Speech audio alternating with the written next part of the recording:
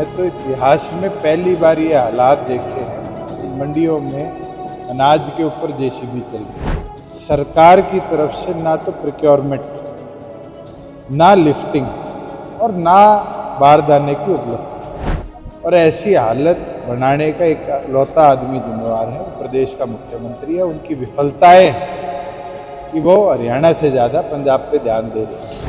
हरियाणा के पूर्व deputy CM Dushyant Chautala आज झज्जर की अनाज मंडी पहुंचे और इस दौरान जब उन्होंने अनाज पर जेसीबी मशीनों को चलते देखा तो हैरान रह गए। दुष्यंत चौटाला ने मंडी में किसानों और आढ़तियों से मुलाकात की और फसल की खरीद की व्यवस्थाओं का जायजा लेने के बाद हरियाणा की भाजपा सरकार पर जमकर भड़के। दुष्यंत ने कहा कि मैंने इतिहास में पहली बार देखा है कि अनाज पर जेसीबी चलाई जा रही है। हालांकि दुष्यंत ने ये भी कहा कि आढ़ती मजबूर हैं क्योंकि बारदाना से लेकर लिफ्टिंग और ट्रांसपोर्ट की सुविधाओं तक सरकार की ओर से कोई ठोस व्यवस्था नहीं की गई है। इतना ही नहीं, दुष्यंत ने मीडिया से बातचीत के दौरान इन तमाम खामियों का जिम्मेदार मुख्यमंत्री नायब सिंह सैनी को ठहराया और कहा कि सीएम साहब पंजाब में व्यस्त हैं।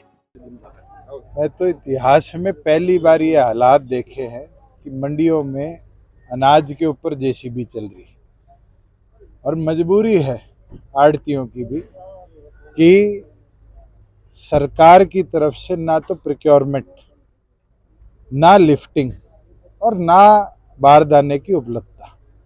7 दिन में यहाँ एफेड के अधिकारियों का कहना है कि हम 4 गाड़ी लोड कर पाए, तो अब तक तो एक किसान को 1 रुपया भी ये सरकार नहीं दे पाई। और ऐसी हालत बनाने का एक लौता आदमी जिम्मेवार है, वो प्रदेश का मुख्यमंत्री है। उनकी विफलताएं कि वो हरियाणा से ज़्यादा पंजाब पे ध्यान दे रहे हैं।